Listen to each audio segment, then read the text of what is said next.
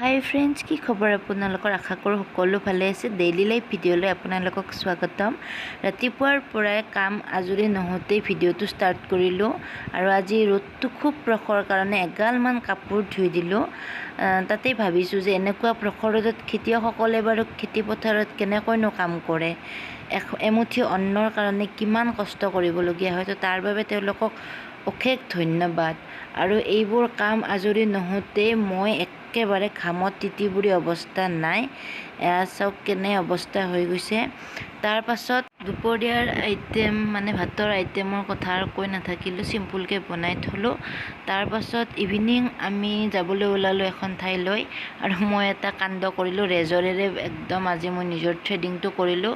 খুব এটা ভাল নহ'ল, তথাপিতো মানে একদম বেয়া দেখা হৈছিল আৰু মই থ্ৰেডিং কৰিব যাব পৰা নাই। চ' পটাৰপট ওলালোঁ। তেওঁ ক'লে সোনকাল কৰা, দেৰি হৈছে। পটাৰপট ওলালোঁ, ভাবিছিলোঁ চাদৰ মেখেলা পিন্ধি, বাট তেওঁ ক'লে নালাগে, চিম্পুলকৈ কুৰ্তা বা চুৰিদাৰ পিন্ধি লোৱা। তো মই ৰেডি হৈ এতিয়া গৈ আছোঁ। আচলতে আজি মোৰ ননদ এজনীৰ বাৰ্থডে, মোৰ এওঁৰ মাহীৰ ছোৱালী। তো তেওঁলোকৰ এয়া ঘৰ আহি পাইছোঁ।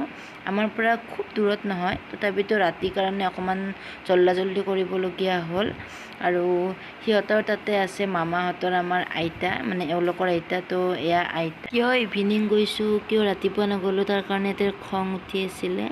সেয়ে তাই মোক গালি পাৰি আছিল অকণমান। আৰু এয়া মাহী মহা, তেওঁলোকে ভাত বনাই আছিল, খাদ্যৰ যোগাৰ কৰি আছিল।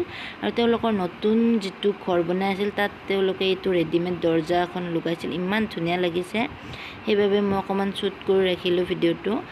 তাৰপিছত বুট প্ৰসাদ, ভাত গোটেইখিনি খালোঁ। এইবোৰ আৰু বেছিকৈ তুলি নাথাকিলোঁ। আজিলৈ ইমানে। আশা কৰোঁ আপোনালোকে ভিডিঅ'টো চাই ভাল পাব। আৰু ভিডিঅ'টো ভাল পালে প্লিজ লাইক আৰু শ্বেয়াৰ, ছাবস্ক্ৰাইব, কমেণ্ট কৰি দিব।